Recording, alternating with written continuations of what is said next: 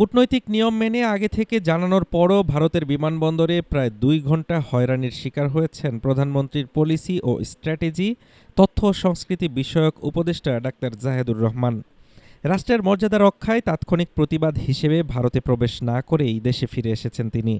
মঙ্গলবার তথ্য মন্ত্রণালয়ের নিয়মিত সংবাদ সম্মেলনে এসে দিল্লির সেই অনাকাঙ্ক্ষিত অভিজ্ঞতার কথা জানান এই উপদেষ্টা।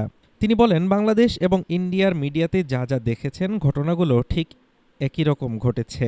আমি ব্যক্তি হিসেবে যাইনি, রাষ্ট্রের একজন প্রতিনিধি হিসেবে গিয়েছিলাম। ফলে আমার সাথে যা হয়েছে আমার মনে হলো তাৎক্ষণিক একটা প্রতিবাদ করা দরকার, সেজন্য ফিরে আসার সিদ্ধান্ত নিয়েছি।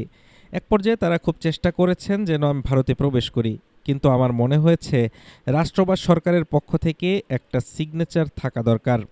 সে কারণেই আমি পাসপোর্টে সিল লাগাতে দেইনি। কূটনৈতিক পাসপোর্ট না থাকার কারণে এমনটি হয়েছে, বাজারে এমন গুঞ্জন ছড়ালেও তা নাকচ করে দেন উপদেষ্টা। তিনি জানান, পাসপোর্টে সার্ক স্টিকার থাকায় এটি কোনো ইস্যু ছিল না।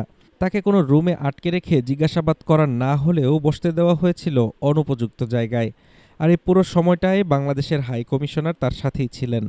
দীর্ঘক্ষণ অপেক্ষার পর আত্মমর্যাদা রক্ষায় শ্রীলঙ্কা হয়ে দেশে ফেরার সিদ্ধান্ত নেন তিনি।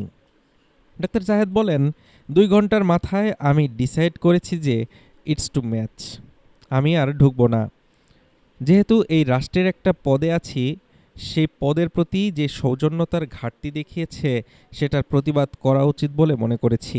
এই বার্তাটা আমি দিতে চেয়েছি যে শেখ হাসিনার সরকার না, এটা জনগণের ম্যান্ডেট পাওয়া একটা সরকার। প্রতিবেশী বদলানো যায় না। এ কথা বাংলাদেশের ক্ষেত্রে যেমন সত্য, ইন্ডিয়ার ক্ষেত্রেও সত্য। তাদের সরকার ব্যাপারটা বুঝবেন বলে আমি বিশ্বাস করি। অতীতের ভারত বিরোধিতার কারণে এমনটি হয়েছে কিনা তা নিশ্চিত নন ডাক্তার জাহেদুর রহমান।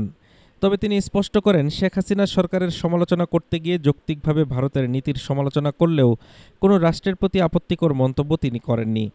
এই ঘটনার পর দিল্লির সাথে সম্পর্ক সুরাহার দায়িত্ব পররাষ্ট্র মন্ত্রণালয়ের উপর ছেড়ে দিয়েছেন তিনি।